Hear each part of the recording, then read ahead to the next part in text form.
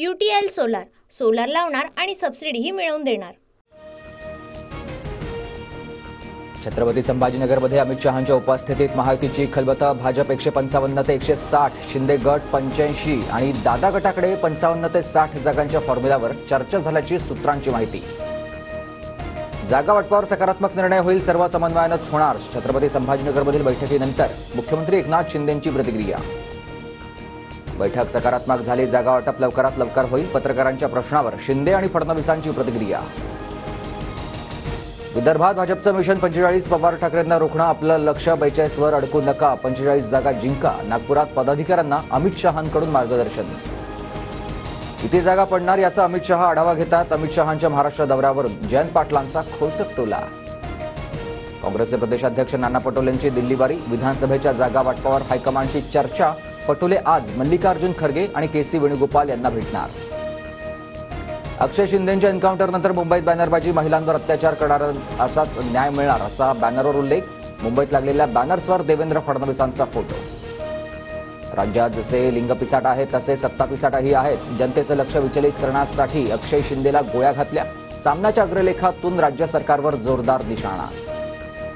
अक्षय शिंदेचा मृत्यू रक्तस्रावानं झालेला आहे। अक्षयच्या डोक्याला गोळी लागल्याचं शवविच्छेदन अहवालात नमूद। जे रुग्णालयातील प्राथमिक शवविच्छेदन अहवाल मुंब्रा पोलिसांना सुपूर्द।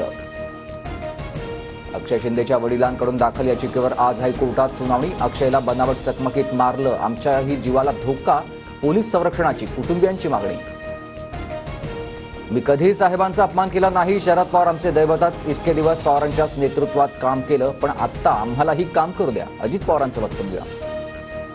साहेबांना दैवत म्हणून महाराष्ट्राला संभ्रमात टाकू नका, दैवताला मंदिराबाहेर काढायला निघालात, तुमची प्रत्येक भूमिका दैवताच्या विरोधातच होती।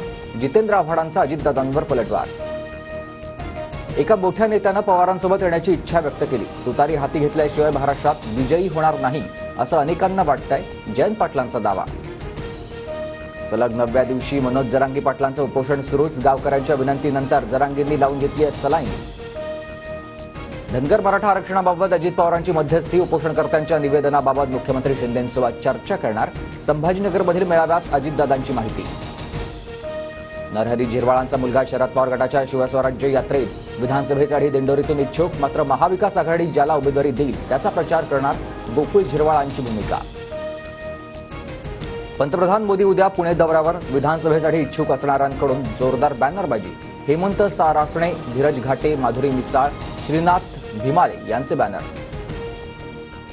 जम्मू काश्मीर विधानसभा निवडणुकीच्या दुसऱ्या टप्प्यातील 26 जागांवर आज मतदान। ओमर अब्दुल्ला यांच्यासह 239 उमेदवारांचं भवितव्य पण आला। ऑक्टोबरच्या पहिल्या आठवड्यात पहिली अंडरग्राऊंड मेट्रो मुंबईकरांच्या सेवेत। बीकेसी ते आरे कॉलनी मेट्रो 3चा पहिला टप्पा लवकरच सुरू होणार। 10 ते 50 रुपये इतकं तिकीट असणार। विविध मागण्यांसाठी आज राज्यभरातील प्राथमिक शिक्षकांचं आंदोलन। जिल्हाधिकारी कार्यालयावर काढणार मोर्चा। शिक्षकांच्या आंदोलनामुळे आज शाळा बंद राहण्याची शक्यता। पश्चिम रेल्वेवर आज 4.5 तासांचा ब्लॉक। गोरेगाव कांदिवली स्थानकांदरम्यान 6व्या मार्गिकेच्या कामांना पुन्हा वेग। रात्री 12:15 ते पहाटे 4:45 वाजेपर्यंत ब्लॉक। आज पुणे आणि रायगडला पावसाचा रेड अलर्ट, तर पालघर, मुंबई, नाशिक, अहमदनगर, सातारा, रत्नागिरी, सिंधुदुर्ग आणि वाशिमला ऑरेंज अलर्ट। लातूर जिल्ह्यात मुसळधार पावसाची हजेरी। अनेक नागरी वस्त्यांमध्ये शिरलंय पाणी, शेती पिकांचंही मोठ्या प्रमाणात नुकसान। मुंबईसह परिसरात सकाळपासून मुसळधार पाऊस। अंधेरी, दादर, लोअर परळ भागात जोरदार पावसाची हजेरी। UTL सोलार सोलार लावणार आणि सबसिडीही मिळवून देणार।